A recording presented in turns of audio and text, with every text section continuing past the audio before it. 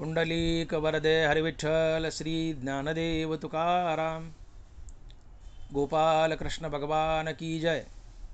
मौली ज्ञानेश्वर महाराज की जय। जगद्गुरु तुकाराम महाराज की जय। भक्तीचे ते वर्म जयाचे हाती, भक्तीचे ते वर्म जयाचे हाती, तया घरी शांती क्षमा दया। अष्टमहासिद्धी ओळंगती द्वारी, न वजती दुरी दवडिता। तेत दुष्ट गुण न मिळे निशेष, चैतन्याचा वास झाला माझी। अष्टमहासिद्धी ओळंगती द्वारी, न वजती दुरी दवडिता। संतुष्ट हे चित्त सदा सर्व काळ, तुटली हळहळ त्रिगुणाची। अष्टमहासिद्धी ओळंगती द्वारी, न वजती दुरी दवडिता। तुका म्हणे त्यांचा देव सर्व भार, तुका म्हणे त्यांचा देव सर्व भार, चालवी कामार होनिया। अष्टमहासिद्धी ओळंगती द्वारी, न वजती दुरी दवडिता। प्रस्तुत कीर्तनरूपी सेवेसाठी निवडलेला अभंग जगद्गुरु श्री संत तुकाराम महाराज यांचा 5 चरणाचा आणि भक्तिपर प्रकरणातील अभंग आहे। तुकोबाराय म्हणतात, भक्तीचे ते वर्म जयाचे हाती, तया घरी शांती क्षमा दया। भक्तीचे ते वर्म जयाचे हाती, तया घरी शांती क्षमा दया। तुकोबारायांनी हा अभंग सिद्ध पुरुषासाठी लिहिलाय, अर्थात त्यांच्या सिद्ध अवस्थेतून लिहिलाय।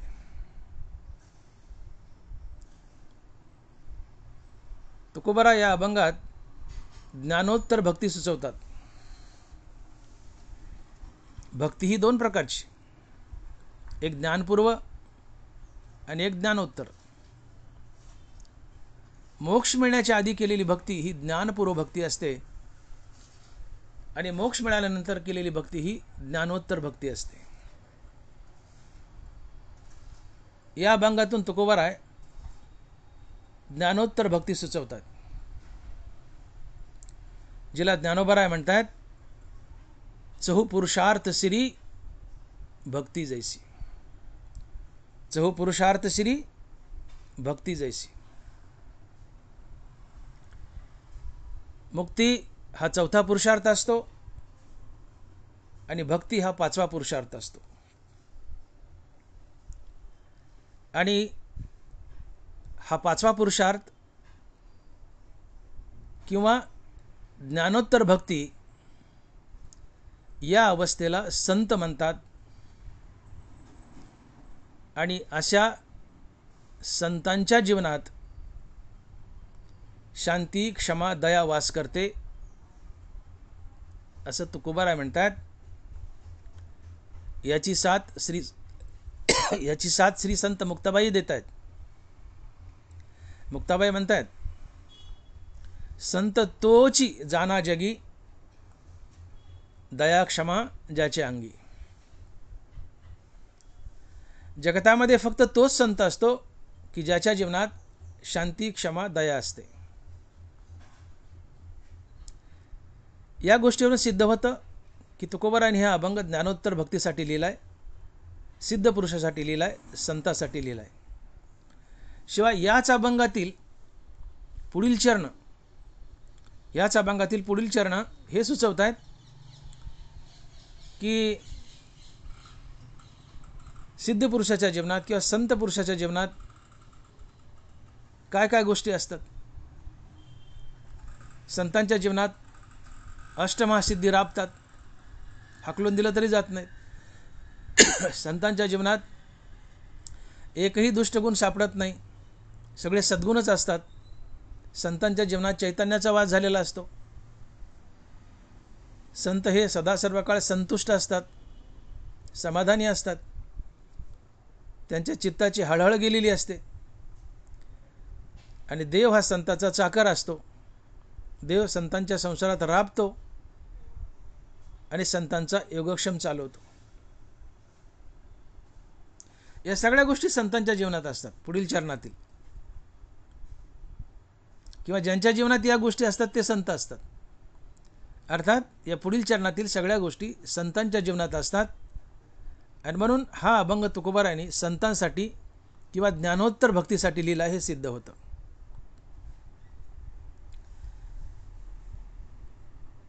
मी बोलून गेलो की पाचवा पुरुषार्थ अर्थात ज्ञानोत्तर भक्ती या अवस्थेला संत म्हणतात. आणि संतांच्या जीवनात शांती, क्षमा, दया वास करते असं तुकोबाराय म्हणतात. आणि याची साक्ष श्री संत मुक्ताबाई देत आहेत. मुक्ताबाई म्हणतात की संत तोची जाना जगी, दया क्षमा ज्याच्या अंगी. आणि मग ज्याच्या जीवनात दया आहे, क्षमा आहे, शांती आहे, तो ज्ञानोत्तर भक्त असतो किंवा संत असतो. हे तुकोबाराय अभंगाच्या पहिल्या चरणात सांगतात. आणि महाराज लिहितात, भक्तीचे ते वर्म जयाचे हाती, तया घरी शांती क्षमा दया. भक्तीचे ते वर्म जयाचे हाती, तया घरी शांती क्षमा दया. अर्थात ज्याच्या जीवनात भक्ती असते फक्त त्याच्याच जीवनात शांती, क्षमा, दया असते. ज्याच्या जीवनात भक्ती असते फक्त त्याच्याच जीवनात शांती, क्षमा, दया असते. आता यातील शांती आणि क्षमा आपण थोडा वेळ बाजूला ठेवू आणि फक्त दयेचा विचार करू. तुकोबारायांनी काय म्हटलंय की भक्तीचे ते वर्म जयाचे हाती, तया घरी शांती क्षमा दया. ज्ञानोत्तर भक्ताच्या अर्थात संतांच्या जीवनात शांती, क्षमा, दया असते. भक्तीचा अर्थ ज्ञानपूर्व असो की ज्ञानोत्तर असो, ढोबळ मनाने असा अर्थ घ्यायचा की ज्याच्या मुखात सातत्यानं हरिनाम आहे याला आपण भक्ती म्हणतो. भक्तीच्या अनेक व्याख्या आहेत, पण ढोबळ मनाने आपण अशीच व्याख्या करतो किंवा अशीच घेऊयात. खरं भक्तीची व्याख्या तर अशी आहे की निष्काम कर्म अधिक निष्काम हरिनाम बरोबर भक्ती. पण ढोबळ मनानं आपण अशी व्याख्या करू की मुखानं सातत्यानं हरिनाम घेणं हीच भक्ती. मग इथं तुकोबाराय म्हणतात की भक्तीचे ते वर्म जयाचे हाती, तया घरी शांती क्षमा दया. अर्थात ज्याच्या जीवनात भक्ती आहे फक्त त्याच्याच जीवनात शांती, क्षमा, दया वास करते. तर या शांती, क्षमा, दया या तीन गोष्टीपैकी शांती आणि क्षमा आपण थोडा वेळ बाजूला ठेवू आणि फक्त दयेचा विचार करू. आणि आपण असं म्हणू की भक्तीचे ते वर्म जयाचे हाती, तया घरी दया. भक्ती म्हणजे मुखानं हरिनाम घेणं. मग ज्याच्या मुखात सातत्यानं हरिनाम आहे फक्त त्याच्याच जीवनात दया वास करते. भक्तीचे ते वर्म जयाचे हाती, तया घरी शांती क्षमा दया. अर्थात ज्याच्या मुखात सातत्यानं हरिनाम वास करतं फक्त त्याच्याच जीवनात दया वास करते. आणि दयेच्या पोटी धर्मजन्म घेतो. याची साक्ष ज्ञानोबाराय देत आहेत. दया तेत धर्म, दया तेत धर्म, धर्म तेत सुखागमो, सुखी पुरुषोत्तम असे जैसा. आता ही लिंक लक्षात घ्या. हरिनामाच्या पोटी दया जन्म घेते आणि दयेच्या पोटी धर्म जन्म घेतो. बघा, भक्तीचे ते वर्म जयाचे हाती, तया घरी शांती क्षमा दया. अर्थात ज्याच्या मुखात सातत्यानं हरिनाम आहे फक्त त्याच्याच हृदयात दया. आणि ज्याच्या हृदयात दया त्याच्या जीवनात धर्म.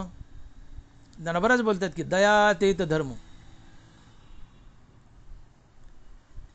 दया ही धर्माची जननी आहे. धर्म हा दयेच्या पोटी जन्म घेतो. म्हणून हरिनामाच्या पोटी दया आणि दयेच्या पोटी धर्म. पर्यायाने हरिनामाच्याच पोटी धर्म जन्म घेतो. आणि म्हणून ज्ञानोबाराय म्हणतात की सकळ धर्माचे कारण नामस्मरण हरिकीर्तन. सकळ धर्माचे कारण नामस्मरण हरिकीर्तन. हरिनामाच्या पोटी दया आणि दयेच्या पोटी धर्म, पर्यायाने हरिनामाच्याच पोटी धर्म जन्म घेतो. आणि म्हणून ज्ञानोबा बोलतात की सकळ धर्माचे कारण नामस्मरण हरिकीर्तन. अर्थात हरिनाम धर्माला जगवतं. हरिनामामुळे समाजात धर्म नांदतो. मग हा धर्म म्हणजे काय? हा धर्म म्हणजे काय? तर धर्म या शब्दाची ज्ञानोबा आणि ज्ञानेश्वरीत अतिशय सुंदर व्याख्या केली आहे की धर्म कशाला म्हणावं. ज्ञानोबा लिहित आहेत, एत वडील जे जे करीती तया नाव धर्म ठेविती आणि तेच एर अनुष्ठिती सामान्य सकळ. एत वडील जे जे करीती. तुमची आमची काय कल्पना आहे की हिंदू, मुस्लिम, शीख, ईसाई या चार जाती म्हणजे धर्म. हिंदू, मुस्लिम, शीख, ईसाई किंवा अन्य काही या जाती म्हणजे धर्म. धर्म म्हणजे जात नव्हे. ज्ञानोबा धर्माची व्याख्या सांगतायत की एत वडील जे जे करीती तया नाव धर्म ठेविती तेची एर अनुष्ठिती सामान्य सकळ. समाजातील वडील माणूस जसा जसा वागतो त्याच्या वागण्याला धर्म म्हणावं. समाजातील वडील मनुष्य जसा जसा वागतो त्याच्या वागण्याला धर्म म्हणावं. एत वडील जे जे करीती तया नाव धर्म ठेविती तेची एर अनुष्ठिती सामान्य सकळ. समाजातील वडील मनुष्य जसा जसा वागतो त्याच्या वागण्याला धर्म म्हणावं. मग वडील कुणाला म्हणावं याचे उत्तर ज्ञानोबा देत आहेत. श्रुती स्मृतीचे अर्थ आपणची होनी मूर्त अनुष्ठाने जगा देत वडील जे जे. ज्याचं वागणं चालणं बोलणं मूर्तिमंत वेद आहे, अर्थात जो वेदासारखं वागतो आणि वेदाचा धडा समाजाला देतो तो वडील असतो. आणि मग वेदासारखं वागतो आणि वेदाचा धडा समाजाला देतो तो संत असतो. म्हणून वडील म्हणजे संत. जयाचे बिसाट शब्द सुखे म्हणू येती वेद, तरी ते सदैव सच्चिदानंद कान व्हावे. जयाचे बिसाट शब्द सुखे म्हणू येती वेद. संत झोपीत चावळला ते त्याचं झोपीत चावळणंही वेद ठरतं. अर्थात संत वेदासारखं वागत नाही, संत जसा वागेल त्याला वेद म्हणावं. आणि म्हणून वडील म्हणजे संत, आणि संत जसं जसं वागतात त्यांच्या वागण्याला चालण्याला बोलण्याला धर्म म्हणावं. आता पुढे असा प्रश्न उभा राहतो की संत कसे वागतात याचे उत्तर ज्ञानोबा देतात. जया भक्तीची येतुली प्राप्ती जे कैवल्या ते परोते सरमणती जयाचे लिले माझी नीती जी आली दिसे. जयाचे लिले माझी नीती जी आली दिसे. जयाचे बोलू धर्मो जिये दिठी महासिद्धी तेविये स्वर्ग सुखादी ये खेळू जयाचा. जयाचे बोलू धर्मो जिये. ज्याच्या सहज बोलण्यातून धर्म जगतो, नवे नवे ज्याचं बोलणंच धर्म असतो तो संत असतो. जया भक्तीची येतुली प्राप्ती जे कैवल्या ते परोते सरमणती जयाचे लिले माझी नीती जी आली दिसे. ज्ञानोबा आहे. जयाचे लिले माझी नीती जी आली दिसे. संत जसं जसं वागतात त्याला धर्म म्हणावं. तर संत कसे वागतात तर जयाचे लिले माझी नीती जी आली दिसे. अर्थात संतांचं वागणं म्हणजे मूर्तिमंत नीती, रीती, माणुसकी, इमानदारी, सत्य, अहिंसा, प्रेम, जिव्हाळा, परोपकार, सहानुभूती, सदाचार या सर्व सद्गुणाचा समुदाय म्हणजे संतांचं वागणं. आणि या सर्व सद्गुणाच्या समुदायालाच धर्म असं म्हणतात. तुकोबा तर सत्याला धर्म म्हणतात. सत्य तोच धर्म, असत्य ते कर्म. तुकोबा सत्याला धर्म म्हणतात. माणसाने माणसासोबत रीतीने वागणं, माणसाने माणसासोबत रीतीने वागणं हा धर्म असतो. म्हणून सद्गुणाला धर्म म्हणावं. अर्थात नीती, रीती, माणुसकी, इमानदारी, सत्य, अहिंसा, प्रेम, जिव्हाळा, परोपकार, सहानुभूती, सदाचार या सर्व सद्गुणाचा समुदाय म्हणजे संतांचं वागणं. आणि या संताच्या वागण्याला किंवा या समुदायालाच, या सद्गुणालाच धर्म असं म्हणावं. आणि म्हणून सद्गुणाचा समुदाय, मानवी जीवनात असलेले सर्व सद्गुण याला धर्म म्हणतात. आणि ज्याच्या जीवनात धर्म अर्थात सर्व सद्गुणच वास करतात तो संत असतो, किंवा संतांच्या जीवनात सर्व सद्गुणच वास करतात, त्याच्या जीवनात एकही दुष्टगुण सापडत नाही. हे तुकोबाराय अभंगाच्या 3ऱ्या चरणात सांगतात. आणि महाराज लिहितात, ते तर दुष्ट गुण न मिळे निशेष चैतन्याचा वास झाला माझी. ते तर दुष्ट गुण न मिळे निशेष चैतन्याचा वास झाला माझी.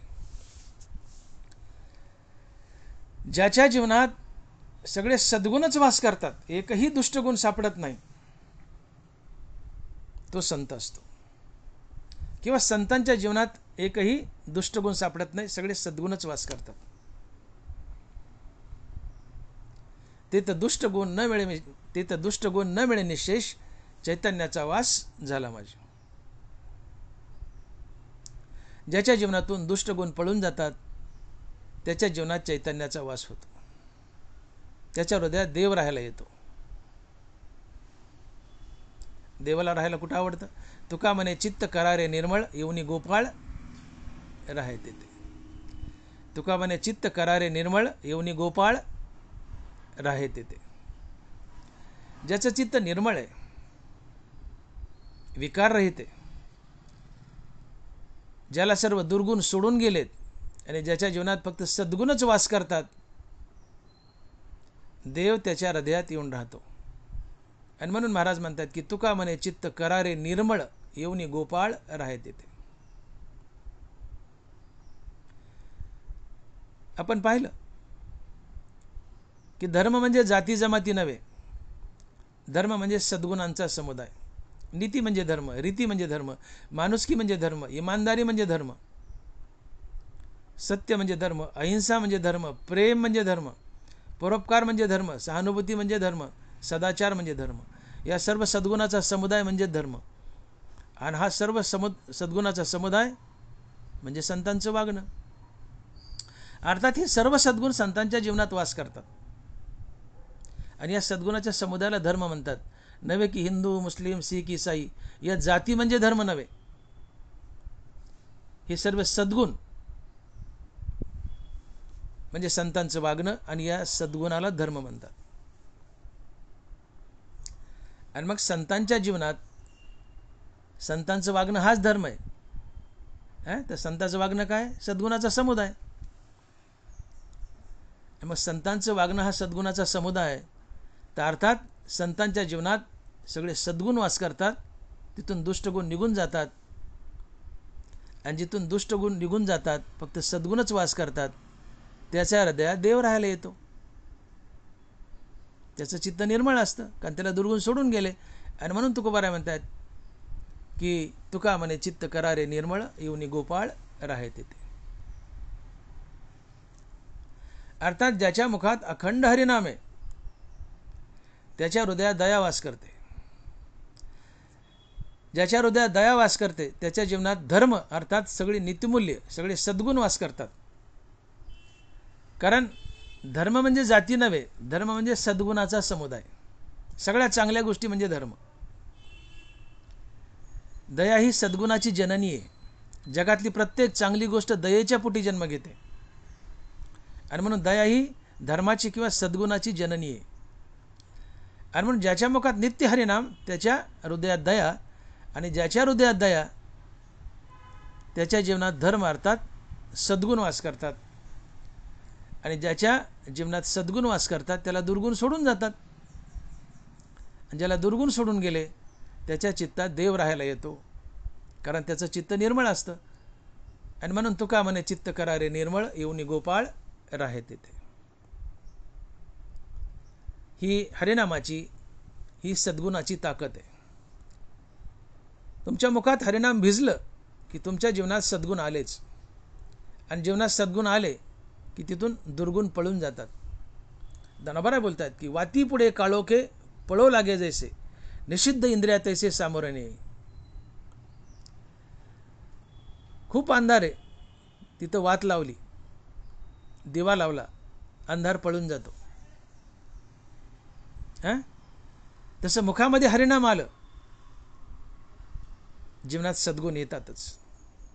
जीवनात सद्गुण येतातच. कारण हरिनामाच्या पोटी दया आणि दयेच्या पोटी धर्म अर्थात सद्गुण. पर्यायाने हरिनामाच्याच पोटी सद्गुण वास करतात. म्हणून ज्याच्या मुखात सातत्यानं हरिनाम आहे त्याच्या जीवनात सद्गुण वास करतातच. कारण वातीपासून जसा अंधार पळून जातो, वातीपुढं जसा अंधार पळून जातो, तसं हरिनामापासून दुर्गुण पळून जातात आणि त्याच्या जीवनात सद्गुण येतात. आणि म्हणून ज्ञानोबा बोलले की वातीपुढा जैसे पडो लगे काळोसे, निषिद्ध इंद्रिया तैसे सामोरे नाही. सर्वेंद्रियाच्या अंगणी विवेक करी राबणी, साचेची करचरणी होती डोळे. तुमच्या मुखात हरिनाम आलं की तुमची विवेक जागृती होते. सर्व इंद्रियांना विवेकाचे डोळे फुटतात आणि इंद्रियच वाईट वागायचं सोडून देतात. कारण इंद्रियाच्या अंगणात विवेक पहारा देतो.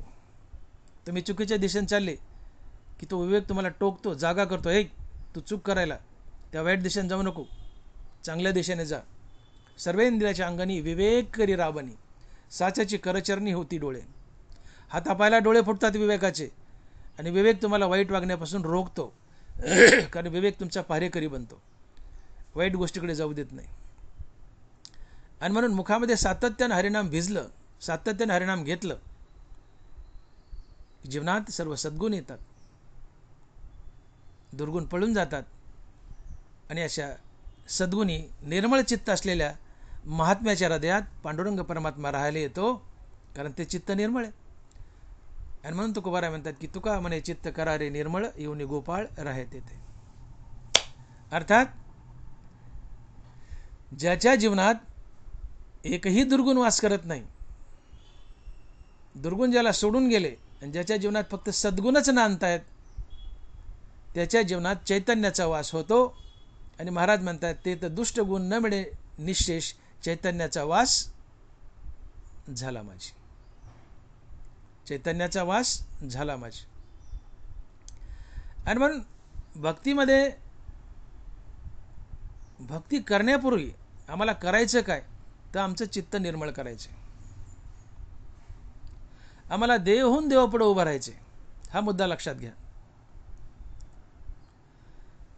नरबराय बोलतायत की सुवर्णमणी सोनिया का कल्लोळ जैसे पानिया, तैसे मज धनंजया शरण येतो. सुवर्णमणी सोनिया का कल्लोळ जैसे पानिया, तैसे मज धनंजया शरण येतो. सोन्याला शरण जायचे, शुद्ध सोनं होऊन जावं, सोन्यात मिसळता येतं. तुम्ही बट्टेबाज सोन्यात आणि शुद्ध सोन्याला शरण गेले, शुद्ध सोन्यात मिसळता येत नाही. का? तुमच्यात बट्टा आहे.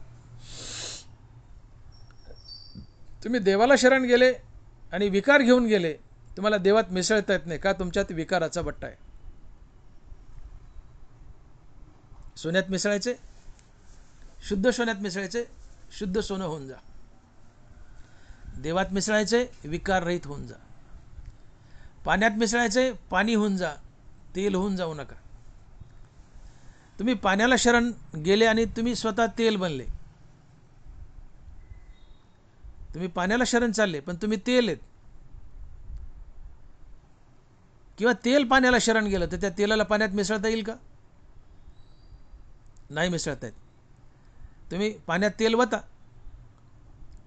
तेल पाण्यावर तरंगतं. का तेल पाण्यापेक्षा हलकं आहे. गुरुजीने एकदा मुलांना प्रश्न विचारला की मुलांनो, तेल पाण्यावर तरंगतं का? तर तेल पाण्यापेक्षा हलकं आहे. तेल पाण्यापेक्षा हलकं आहे, मग तेलापेक्षा हलकं काय? पोरं म्हणले भजे. पोरं म्हणले भजे का? तर भजे तेलावर तरंगतात. भजे तेलावर तरंगतात. हा विनोदाचा भाग सोडा. तुम्ही तेल होऊन पाण्याला शरण गेले तर पाण्यात मिसळता येणार नाही, तेल पाण्यावर तरंगेल. तसं तुम्ही जीव आहेत आणि देवाला शरण गेले तर देवात मिसळता यायचं नाही. का?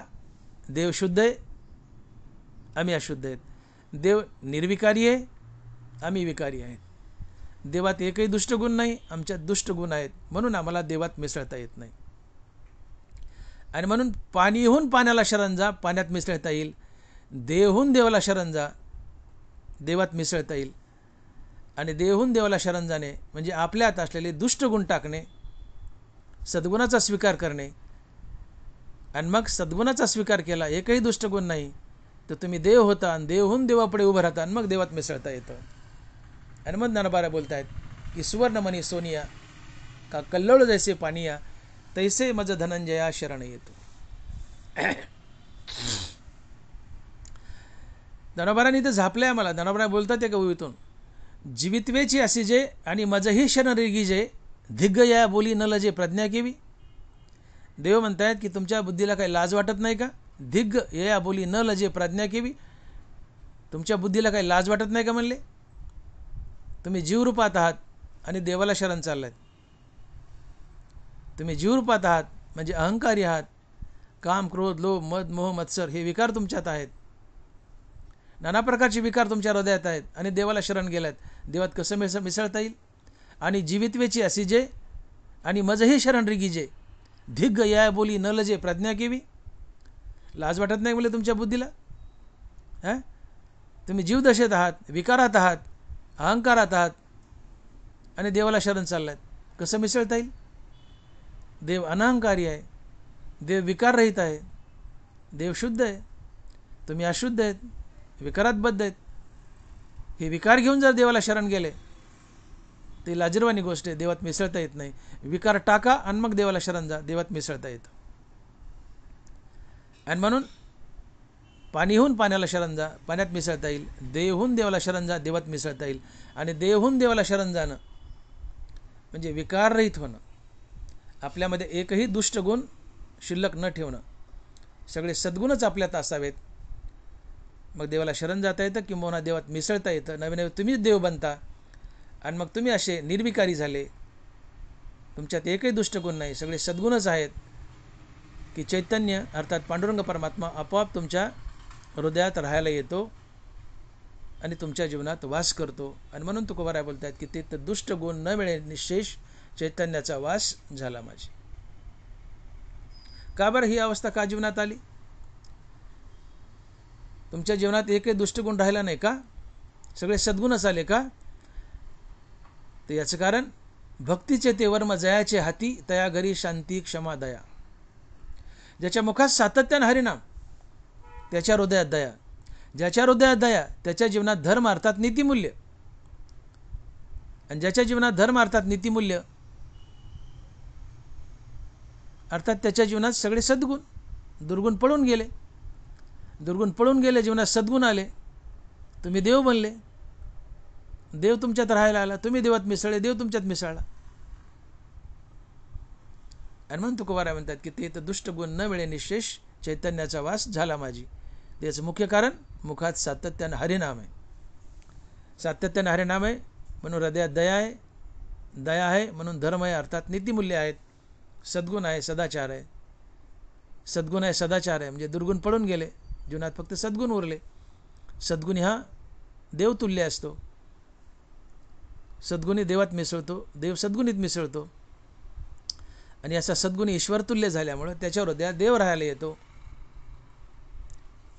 आणि म्हणून चैतन्याचा वास झाला माझी. का? ते तर दुष्ट गुण न मिळे निशेष चैतन्याचा वास झाला माझी. आणि असा ज्याच्या चित्तात चैतन्याचा वास होतो, असा ज्याच्या जीवनात चैतन्याचा वास होतो, त्याचं चित्त हे सदा सर्व काळ संतुष्ट असतं. हे तुकोबाराय अभंगाच्या 4थ्या चरणात सांगतात. आणि महाराज लिहितात, संतुष्ट हे चित्त सदा सर्व काळ, तुटली हळहळ त्रिगुणाची. संतुष्ट हे चित्त सदा सर्व काळ, तुटली हळहळ त्रिगुणाची. ज्याच्या मुखात नित्य हरिनाम आहे त्याच्या हृदयात दया आहे, ज्याच्या हृदयात दया आहे त्याच्या जीवनात धर्म अर्थात नीतिमूल्य आहे, सदाचार आहे, सद्गुण आहे. मग अशा नित्य नामधारकाला दुर्गुण सोडून गेले, त्याच्या जीवनात फक्त सद्गुण उरले. सद्गुणी ईश्वरतुल्य बनला, ईश्वरात मिसळला आणि मग ईश्वर त्याच्या हृदयात राहायला आला, त्याच्या जीवनात चैतन्याचा वास झाला. आणि ज्याच्या जीवनात आता फक्त सद्गुण आहेत आणि चैतन्याचा वास झाला आहे, असा मनुष्य सदा सर्व काळ संतुष्ट असतो, त्याचं चित्त सदा सर्व काळ समाधानी असतं आणि त्याच्या चित्ताची हळहळ गेलेली असते. हे तुकोबाराय अभंगाच्या 4थ्या चरणात सांगतायत.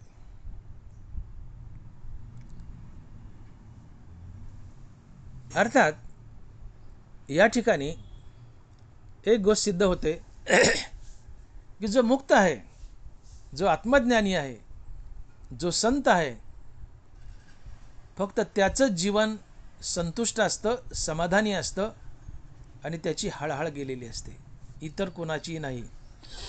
तुमची आमची हळहळ गेलेली नाही आहे, तुमचं आमचं जीवन संतुष्ट नाही आहे, तुमचं आमचं जीवन समाधानी नाही आहे. तुम्ही आम्ही जरी म्हणत असलो काय चाललंय पाहुणे, राम राम, हा मजेत चाललंय, कशा काय, समाधानी आहे, खाऊन पिऊन सुखी आहे, अरे बाबा हे दाटूमुटी बोलणं आहे, आडनावाचं बोलणं आहे. तुम्हाला संतुष्टता आणि समाधान तेव्हाच लाभतं जेव्हा तुमच्या जीवनात आत्मज्ञान आहे आणि तुम्ही संत अवस्थेला गेलात. संत अवस्थेला जोपर्यंत गेला नाहीत तोपर्यंत तुम्हाला समाधान लाभूच शकत नाही. याची साक्ष ज्ञानोबा देत आहेत.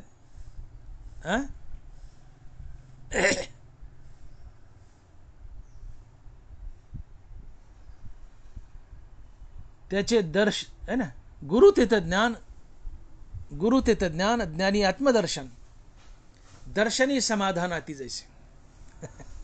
गुरु तेथ ज्ञान, ज्ञानी आत्मदर्शन, दर्शनी समाधान आती जैसे.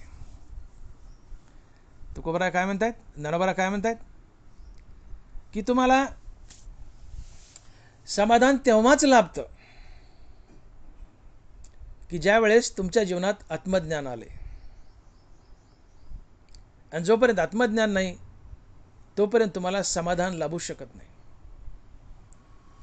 का समाधान ही ज्ञानोत्तर अवस्था आहे, संतुष्टता ही ज्ञानोत्तर अवस्था आहे.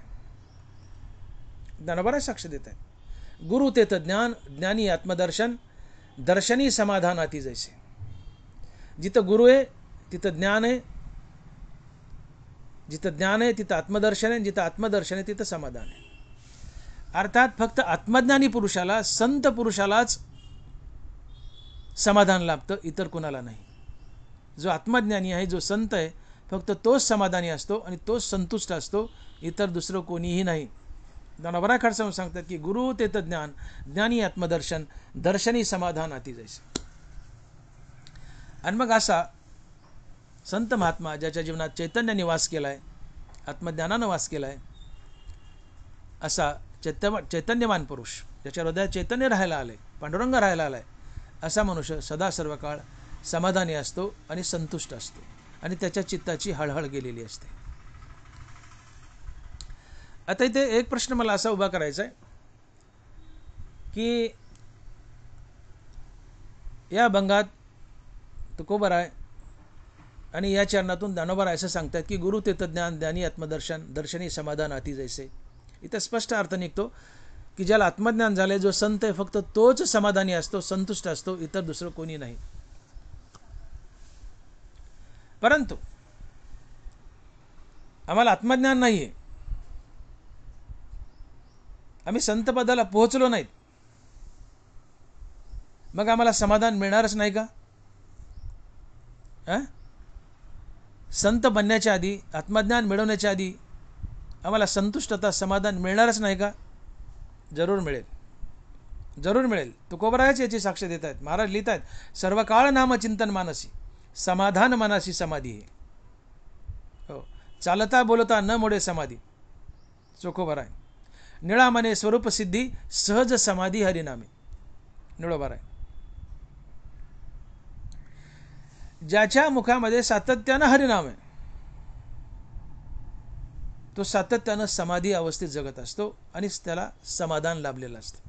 तुकोबाराय बोलतात, सर्व काळ नामचिंतन मानसी, समाधान मनासी समाधी आहे.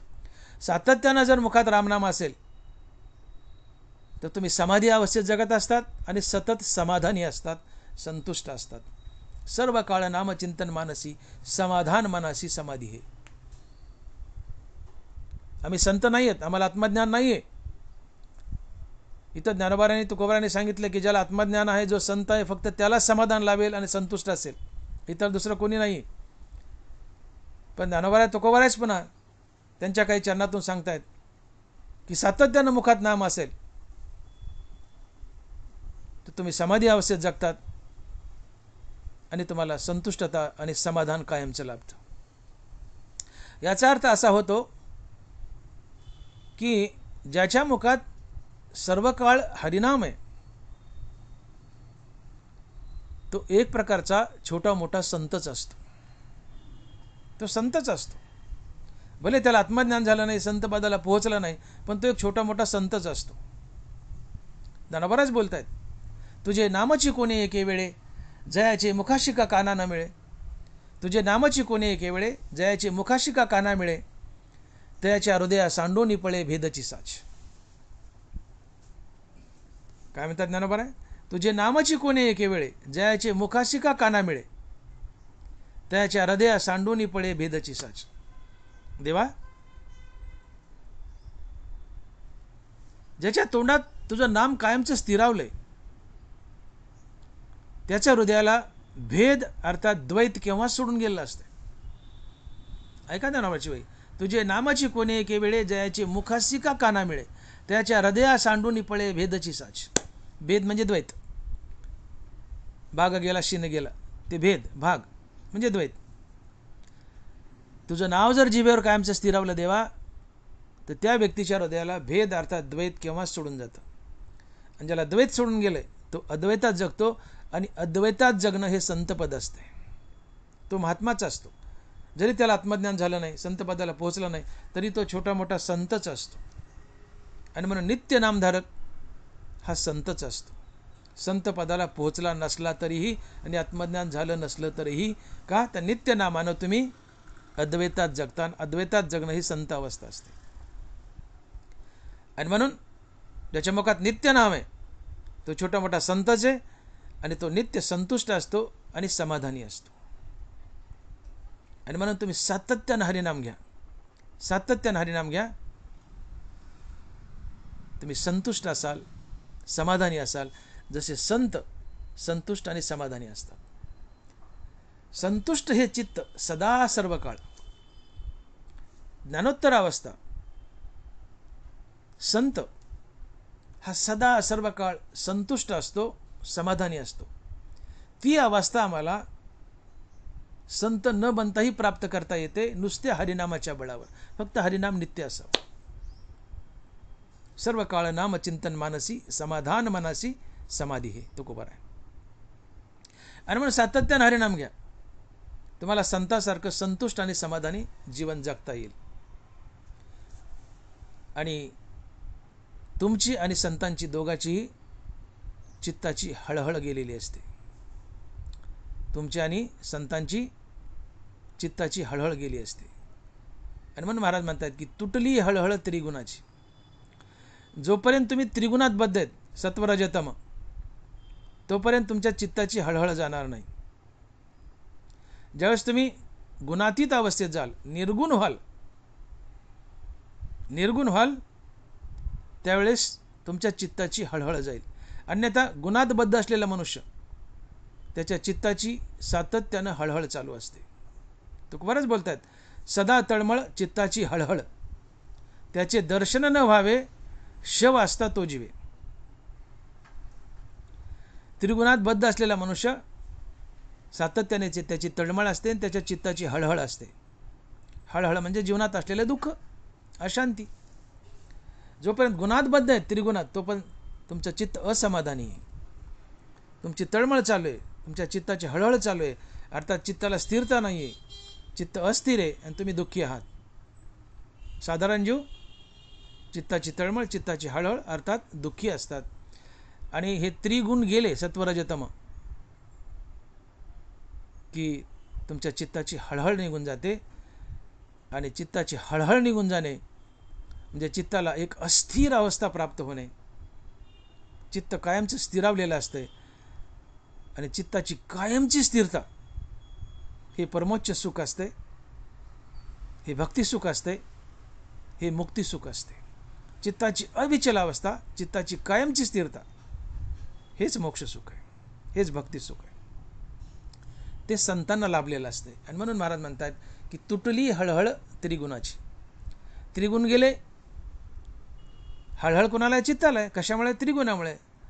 मग अखंड हरिनामानं आत्मज्ञानानं तुमचे त्रिगुण गेले, सत्वरज तम 3 हे गुण गेले. आणि ते 3 गुण गेले की चित्त स्थिर राहतं. कारण शेवटी हळहळ चित्ताला आहे गुणामुळं, पण गुण गेले की चित्त स्थिर राहतं. हळहळ जाते आणि चित्ताचं स्थिरावणं म्हणजेच हळहळ जाणं. आणि म्हणून तुटली हळहळ त्रिगुणाची. ती हळहळ आम्हालाही घालवता येते अखंड रामनामानं. तुम्ही सातत्यानं रामनाम घ्या. ज्यावेळेस तुम्ही सातत्यानं रामनाम घेता त्यावेळेस तुमचं मन अंतर्मुख होतं या रामनामामुळं. हे अंतर्मुख झालेलं मन हृदयस्थ आम्हाला भेटतं. मन आणि हृदयस्थ राम यांच्या भेटीतून मनाला स्थिरता लाभते. आणि मनाच्या स्थिरतेतून येणारा अनुभव हे सुख असतं, ही शांती असते. इथं चित्त कायमचं हृदयाच्या डोहात बुडवलंय, इथं चित्त कायमचं स्थिरावलंय. ही चित्ताची अविचल अवस्था आहे. चित्त कायमचं स्थिरावलंय आणि चित्ताचं कायमचं स्थिरावणं हे आत्मसुख असते, मोक्षसुख असते. इथं चित्ताची हळहळ गेलेली असते, तळमळ गेलेली आहे.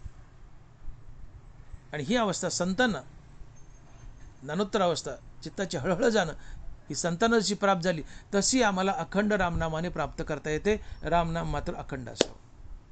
आम्हालाही तसं जीवन जगता येतं. आणि म्हणून तुटली हळहळ त्रिगुणाची. कारण त्रिगुण विठ्ठलाच्या नामानं जातात. सत्व रजतम नासती आपण, सत्वरजतम आपण नासती करिता या भक्ती विठ्ठलाची. तुकोबाराज बोलतात. हे गुण नाशणारे असतात, कमी जास्त होतात, खालीवर होतात, वर जातात, खाली येतात आणि नाचतातही. सत्वरजतम आपण नासती करिता भक्ती या विठ्ठलाची. विठ्ठलाच्या नामानं सत्वरजतम तिन्ही गुण जातात. भक्तीने रजानी तमगुण दबतो, सत्वगुण उफाळून येतो आणि हा सत्वगुण तुम्हाला देवाची प्राप्ती करून देतो. ज्ञानोबा बोलतात, विपाये वाढे सत्वशुद्ध तेव्हा ज्ञानाशी करी साध. सत्वगुण अखंड हरिनामानं रजानी तम दबले, सत्वगुण उफाळून आला. या सत्वगुणाने आत्मज्ञानाला हाक मारली, तुम्हाला आत्मज्ञान मिळून दिलं. पण शेवटी हा सत्वगुणही मागे राहतो. तुम्ही निर्गुण होता, गुणातीत अवस्थेत जाता आणि देव बनता, संत बनता. हे का घडलं? विठ्ठल नामानं. आणि म्हणून सत्वरजतम आपण नासती करिता भक्ती या विठ्ठलाची. तुकोबार आहे. अखंड विठ्ठल नामानं सत्वरजतम तिन्ही गुण नाश पावतात. तुम्ही गुणातीत निर्गुण होता, देव बनता, संत होता. देव बनून देवापुढे उभे राहता आणि देव तुम्हाला तुमच्यात मिसळून घेतो. आणि निर्विकारी असतं, निर्विकारी अवस्था असते. आणि याला तुकोबाराय म्हणतात, गुण गेले, त्रिगुण गेले, आता एकही दुष्टगुण राहिला नाही. ते तर दुष्टगुण न मिळे निशेष चैतन्याचा वास झाला. म्हणजे तुम्ही निर्गुण म्हणले विठ्ठल नामानं की तिथं चैतन्य वास करतं, चैतन्य राहायला येतं. तिथं दुष्टगुण न मिळे निशेष चैतन्याचा वास झाला माझे. आणि म्हणजे इथं चैतन्याचा वास झालाय. ज्या व्यक्तीच्या हृदयात चैतन्याचा वास झालाय त्याच्या जीवनात सदा सर्व काळ समाधान असते. त्याच्या चित्ताची हळहळ गेली असते. त्याच्या चित्ताला अखंड एक विचल आणि स्थिर अवस्था प्राप्त झाली असते. हे संतांना प्राप्त होतं, पण हे आम्हालाही प्राप्त करता येतं संत नसतानाही, केवळ हरिनामाच्या बळावर. हरिनाम मात्र नित्य असावं. तुझे नामाची कोणी आहे केवळ. केवढा मोठा सपोर्ट केला ज्ञानोबारांनी आम्हाला. बघा, आम्ही संत नसतानाही तुझे नामाची कोणी आहे केवळ. जयाचे मुखाशी का काना मिळे, त्याचे हृदय सांडून पळे भेदची साच. ज्ञानोबा आहे, तुकोबाराय. सर्व काळ नामचिंतन मानसी, समाधान मनाशी समाधी आहे. बस झालं. मग आम्ही संत नाहीत, पण अखंड रामनामानं आम्ही संतासारखं जगू शकतो, समाधानी आणि संतुष्ट. म्हणून अखंड रामनाम घ्या.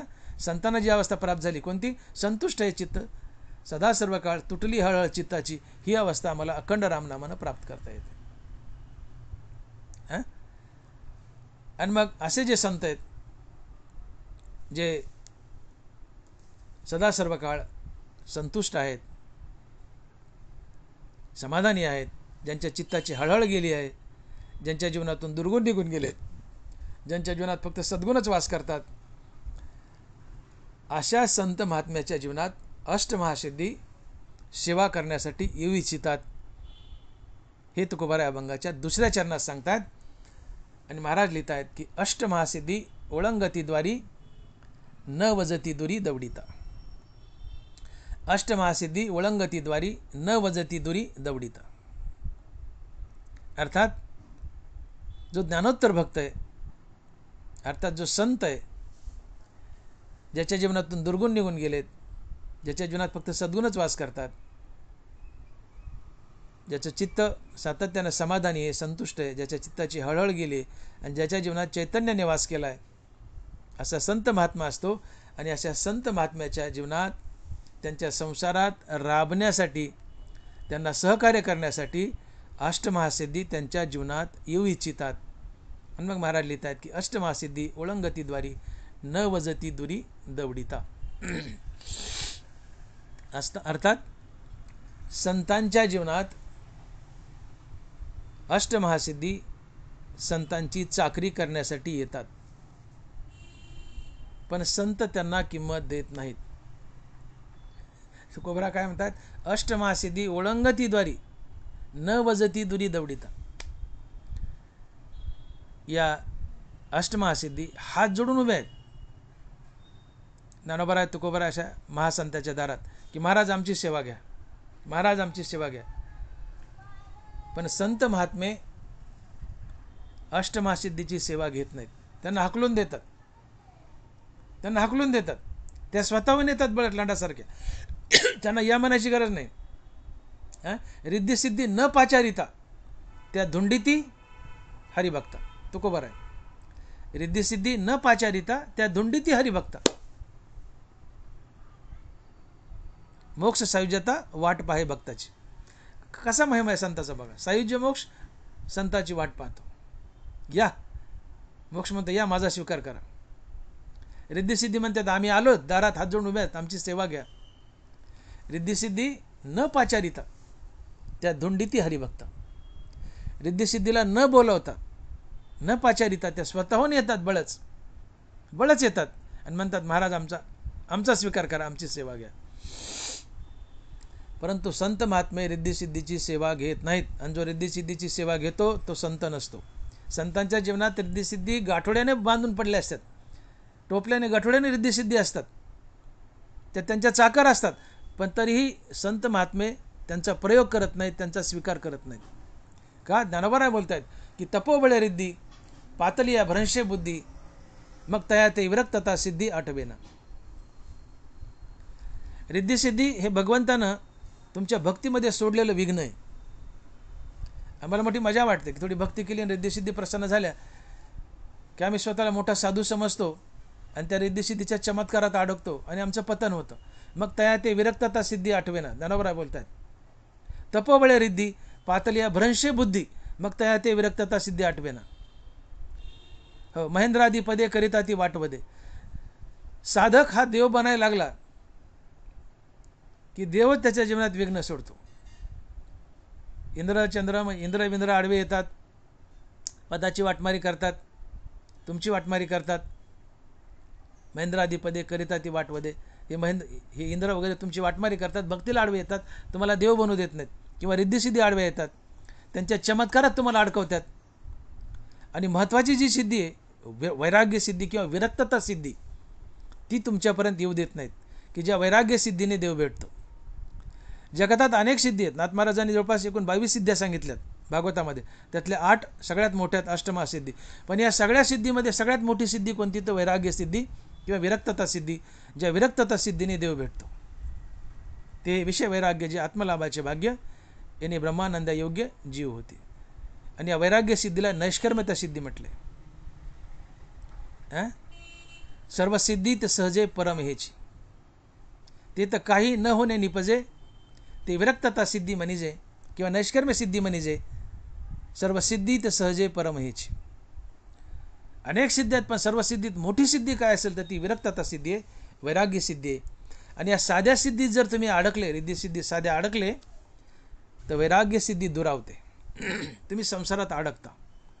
या सिद्धी तुमच्या जीवनात आल्या की त्यांच्या चमत्काराला तुम्ही भुलता. आणि चमत्कारात भुलला की पुन्हा तुमच्या जीवनामध्ये मोह, माया, आशा, मी, अहंकार या गोष्टी जागून उठतात.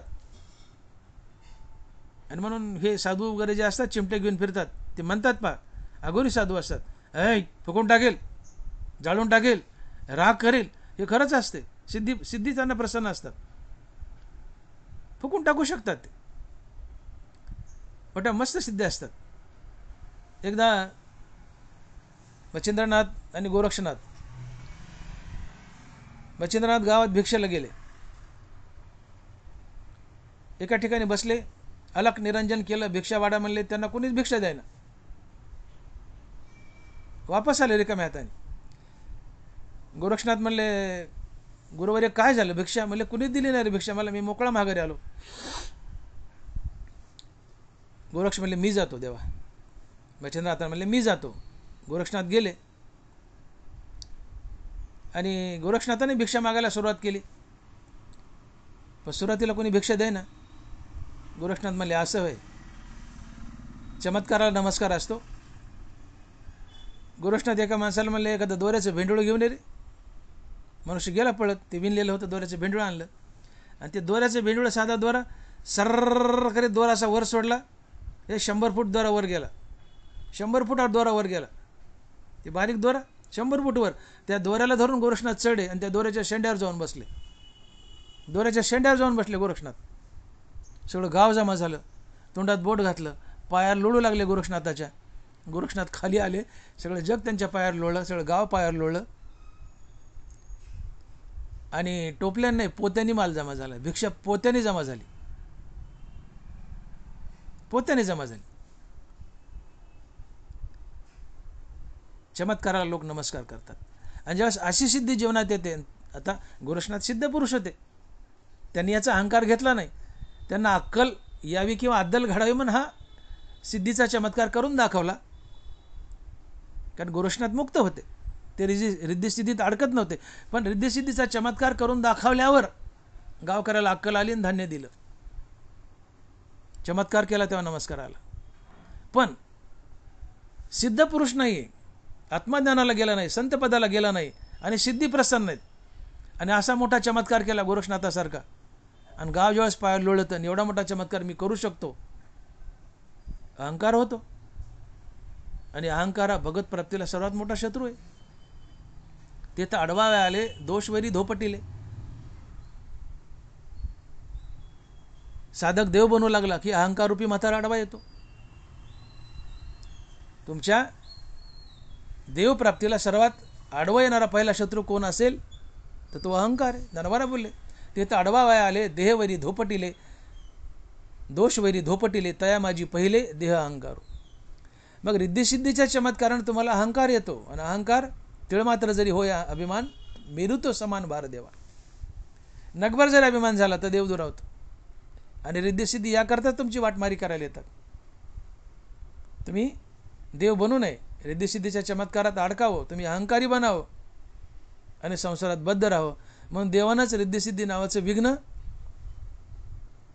तुमच्या भक्तीला आड यावं म्हणून सोडलेलं असतं. तुम्हाला देव बनू देऊ नये यासाठी सोडलेलं असतं. आणि मग खरा महात्मा, खरा भक्त, खरा हरिभक्त रिद्धिसिद्धीच्या चमत्कारात अडकत नाही, त्यांचा धिक्कार करतो.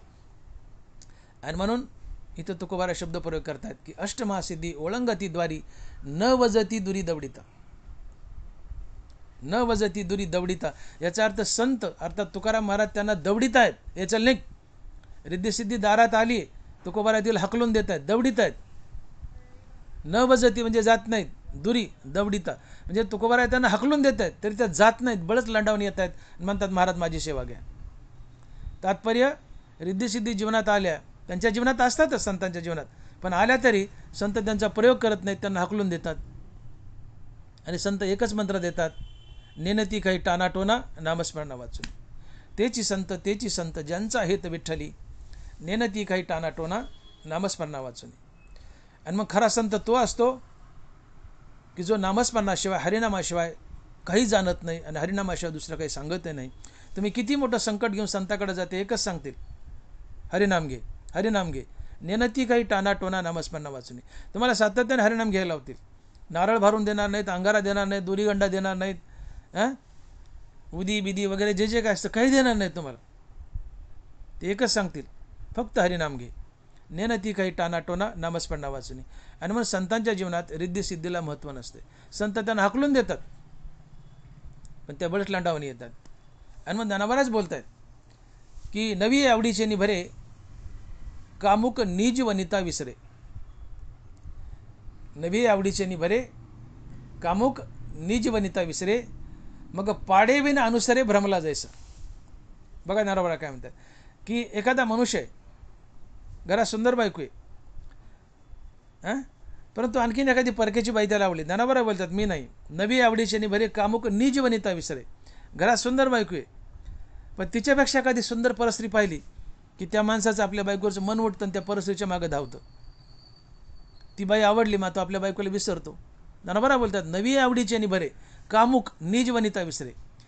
समोरची एखादी बाई आपल्या बायकोपेक्षा सुंदर वाटली मनुष्य आपल्या बायकोला विसरतो आणि त्या नव्या बाईच्या मागे लागतो. तसं साधक रिद्धिसिद्धी जीवनात आल्या की वैराग्य सिद्धीला विरक्तता सिद्धीला विसरतो आणि या रिद्धिसिद्धीच्या मागे लागतो आणि संसारात बद्ध होतो, आपलं पतन करून घेतो. आणि म्हणून रिद्धिसिद्धी तुमच्या भक्तीला आडव्या येतात, वाटमार करायला येतात, तुम्हाला देव भेटू नये म्हणून आडव्या येतात.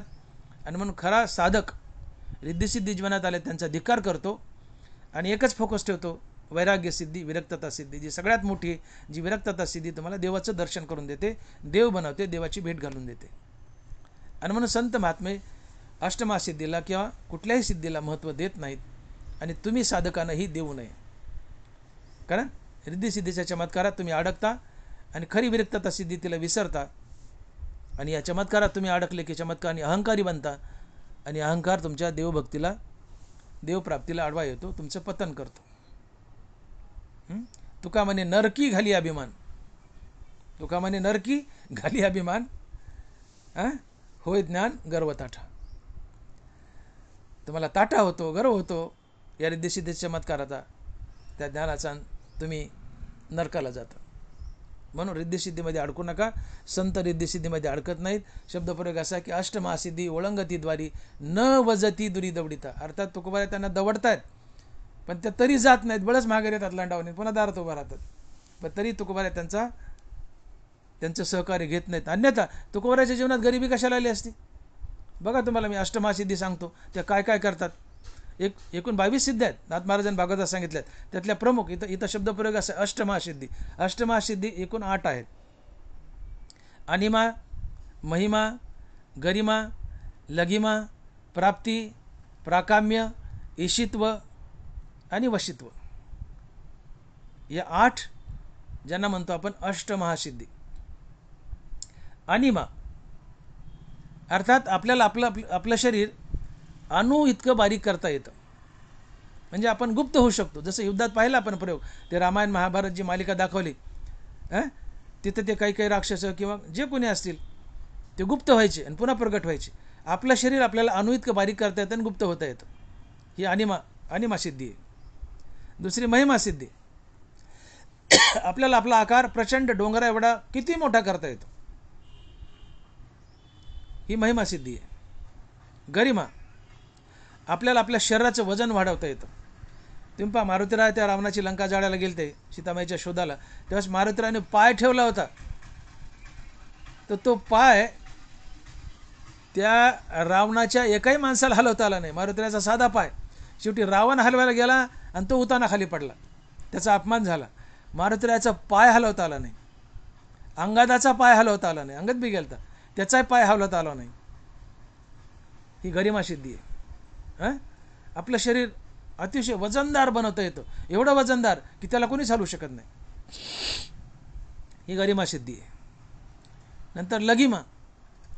आपलं वजन वेटलेस, वजनच ठेवायचं नाही शरीराला, एकदम हलकं व्हायचं वाऱ्यासारखं, वेटलेस व्हायचं. ही लघिमा सिद्धी आहे. शरीर हलकं होतं, वजनच राहत नाही. नंतर ईशित्व सिद्धी. ईशित्व सिद्धी म्हणजे तुम्ही ईश्वरतुल्य बनू शकता, विश्वाचा ईश्वर बनू शकता, ती ईशित्व सिद्धी आहे. देन वशित्व सिद्धी म्हणजे तुम्ही कोणालाही वश करू शकता आणि त्याच्याकडून काही मिळू शकता. मग जी वशित्व सिद्धी आहे, तुम्ही कुणालाही, तुम्ही कुबेराला वश केलं त्याच्याकडून धन घेता, अन्नपूर्णेला वश केलं तिच्याकडून अन्न घेऊ शकता. तुकोबाराने जरी सिद्धी वापरली असती, ज्ञानोबाने सिद्धी वापरली असती तर डोंगराने पैशाचे ढिगल लागले असते, पोत्याने अन्न घरात पडलं असतं, वखारीच्या वखारी अन्नाने भरले असते. तुम्ही कुणालाही वश करू शकता ना, वश करून जे हवे ते मिळू शकता. ही वशित्व सिद्धी आहे. तुम्ही कुणालाही वश करून त्याच्याकडून काही मिळू शकता, ही वशित्व सिद्धी पण संतांनी वापरली नाही, कारण त्याने अहंकार होतो, भक्तीला आडवं येतं. म्हणून वशित्व सिद्धी तुम्ही कुणाला वश करून काही मिळू शकतं. त्याच्यानंतर प्राप्तिसिद्धी, तुमचं मन या विश्वात कुठंही जाऊन स्वच्छंदानं फिरू शकतं आणि कुणाच्या मनात काय चाललंय ते पाहून येऊ शकतं आणि विजय मिळू शकतं. समजा मला वशित्व सिद्धी प्राप्त आहे, तर समोरच्या माणसाच्या मनात काय चाललंय मी ओळखू शकतो. नुसतं इथं नाही, पूर्ण विश्वात फिरून, विश्वात कुठं काय चाललंय कोणाच्या मनात, मन तिथं जाऊन पाहतं आणि सांगायला येतं की याच्या मनात हे चाललंय. म्हणजे इथं बसल्या तुम्हाला विश्वात कुठं कुणाच्या मनात काय चाललंय हे ओळखता येतं. या सिद्धीला प्राप्तिसिद्धी म्हणतात. आणि शेवटची 8वी प्राकाम्य सिद्धी. ही प्राकाम्य सिद्धी म्हणजे स्वेच्छेने तुम्ही तुमच्या या शरीरानं हवेत उडून या विश्वात कुठेही जाऊ शकता. त्रैलोक्यात विश्वात कुठेही प्रवास करू शकता. कुठेही जाता येतं तुम्हाला या शरीराने, त्रैलोक्यात फिरता येतं, त्याच्याही पुढे फिरता येतं. ही प्राकाम्य सिद्धी. अशा एकूण या अष्टमहासिद्धी आहेत. पण संत महात्मे या सिद्धींचा वापर करत नाहीत. मी बोलून गेलो का की सिद्धीच्या चमत्कारात अडकलं तर तुम्ही अहंकारी बनता आणि अहंकार तुम्हाला देवापासून तोडतो. तीळ मात्र जरी होय अभिमान, मेरू तो समान भार देवा. तुका म्हणे नरकी घाली अभिमान. अष्टमहासिद्धीच्या चमत्कारानं तुम्ही अहंकारी बनता. अहंकार तुम्हाला देवापासून तोडतो आणि हे घडू नये म्हणून संत महात्मे जरी देव बनले किंवा देव बनण्याच्या आधीही हे साधक किंवा संत महात्मे अष्टमहासिद्धीचा स्वीकार करत नाहीत. त्यांना हाकलून देतात. पण तरी त्या लाडासारखं बळचिन दारात उभा राहतात आणि म्हणतात आमचा स्वीकार करा, आम्ही तुमचे चाकर आहेत. आणि म्हणून तुकोबारा लिहित आहेत की अष्टमहासिद्धी ओळंगती द्वारी न वजती दुरी दवडीता. खऱ्या साधकानं आणि खऱ्या सिद्धानं अष्टमहासिद्धीचा स्वीकार करू नये, किंबहुना ते करतही नाहीत. खरे साधक आणि खरा सिद्ध पुरुष एकाच गोष्टीचा स्वीकार करतो आणि त्या फक्त हरिनाम हरिनाम आणि हरिनाम. तेची संत ज्यांचा हेत विठ्ठली, नेनती काही टानाटोना नामस्मरणा वाचून.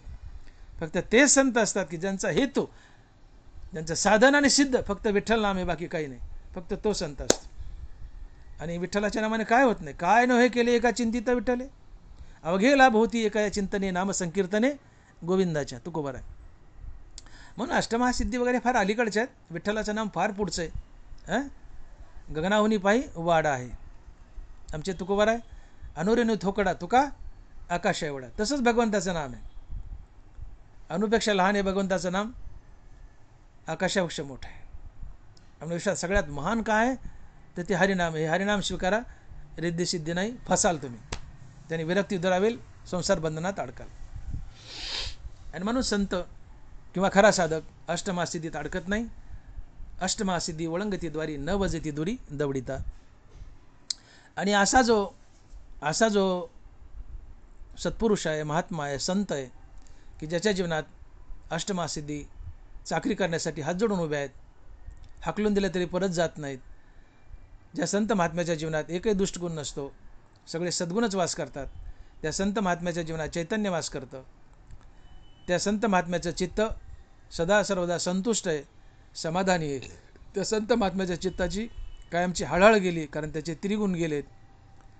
अशा संत महात्म्याची चाकरी करण्यासाठी देव लालचावलेला असतो, हे तुकोबारा अभंगाच्या 5व्या चरणात सांगतात. आणि महाराज लिहित आहेत, तुका म्हणे त्यांचा देव सर्व भार चालवी कामार होऊन या.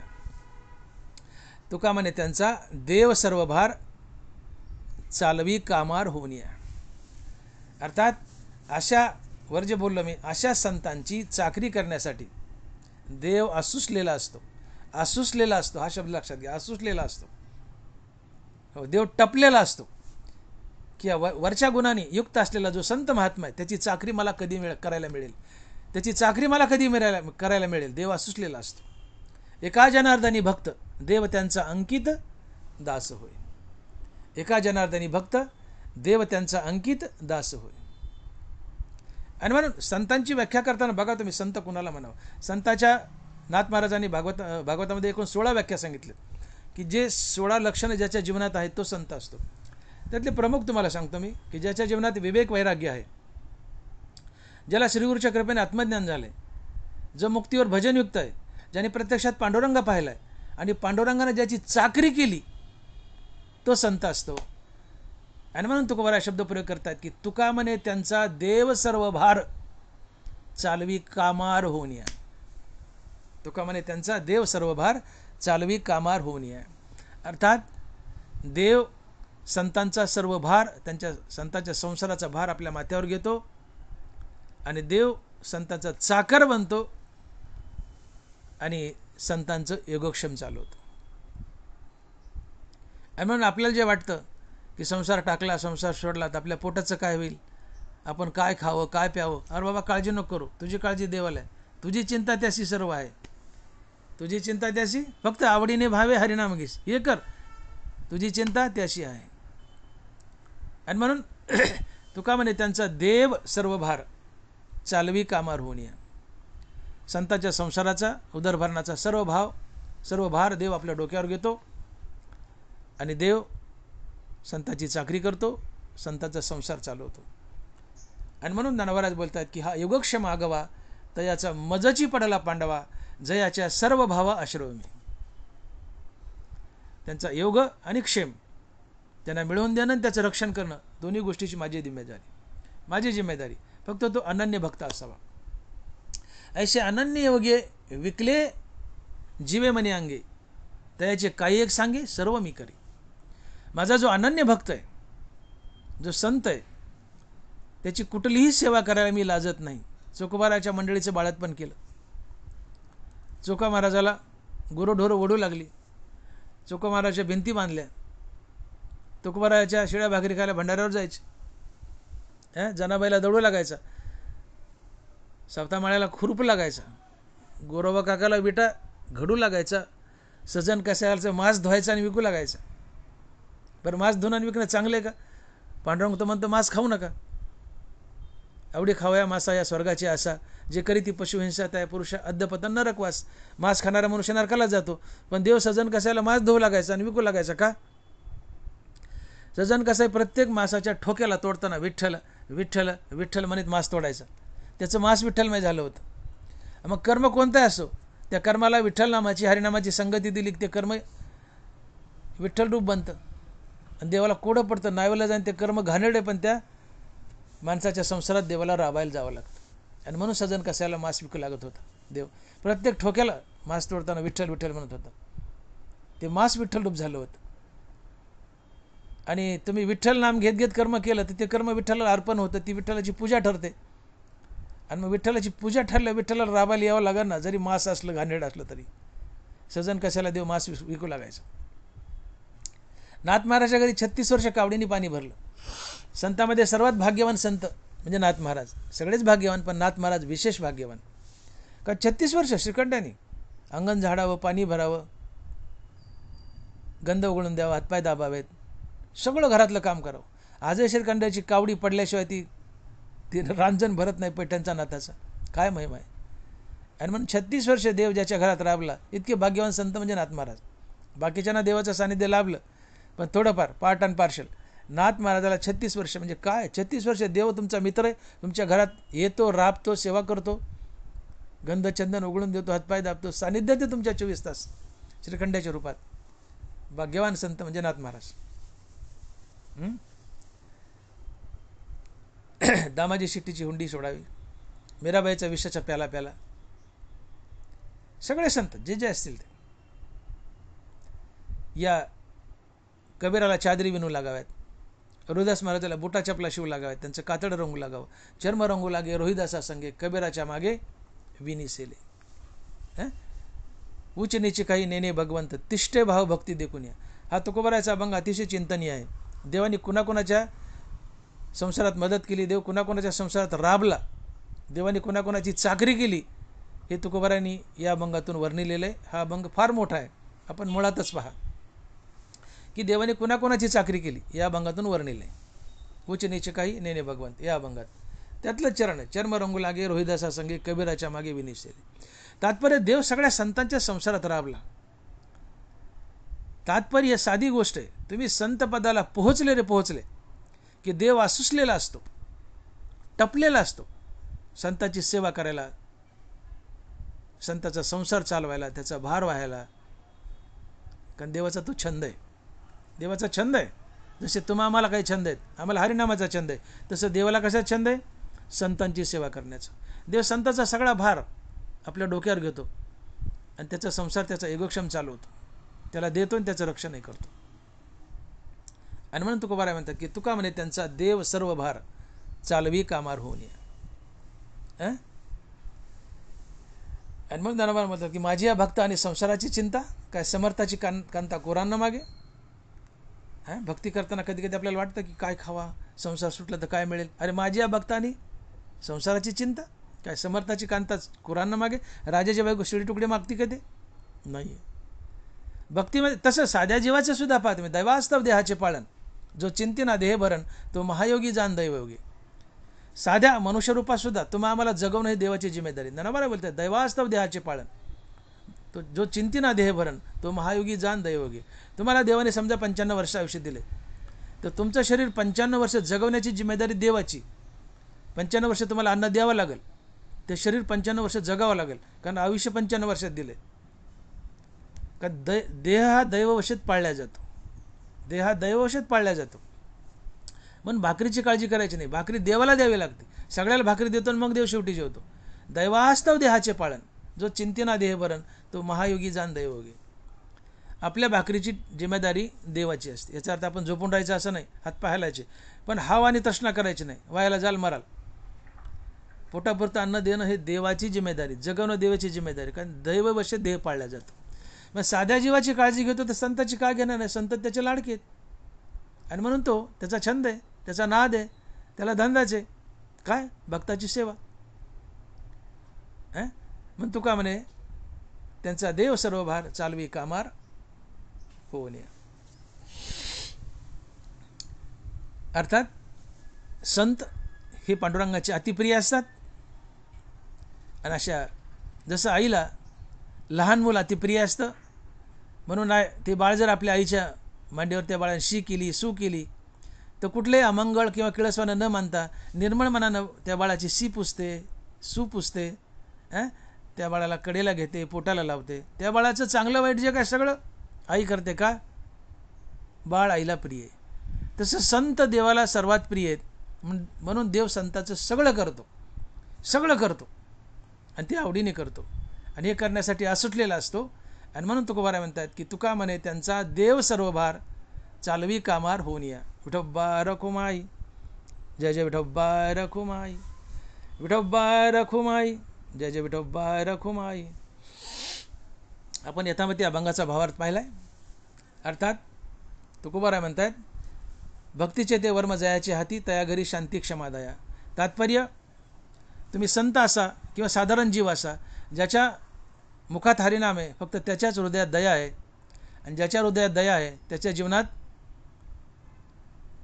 ज्याच्या मुखात हरिनाम आहे त्याच्या हृदयात दया आहे, ज्याच्या हृदयात दया आहे त्याच्या जीवनात धर्म अर्थात नीतिमूल्य आहे. मग ज्या समाजात नीतिमूल्य नांदतात, समाजातली सगळीच माणसं हरिनाम घेऊ लागले, तर सगळ्याच्या हृदयात दया वास करेल. दयाजवळ धर्म अर्थात नीतिमूल्य येतील. जिथं नीतिमूल्य नांदतात तो समाज सुखी होईल. आणि म्हणून प्रत्येकानं हरिनाम घ्यावं. आणि संतांच्या जीवनात प्रामुख्यानं सातत्यानं रामनाम आहे. आजच्या अभंगात तुकोबाराय म्हणतात की संतांच्या जीवनात रामनाम आहे, म्हणून त्यांच्या हृदयात शांती क्षमा आहे, दया आहे.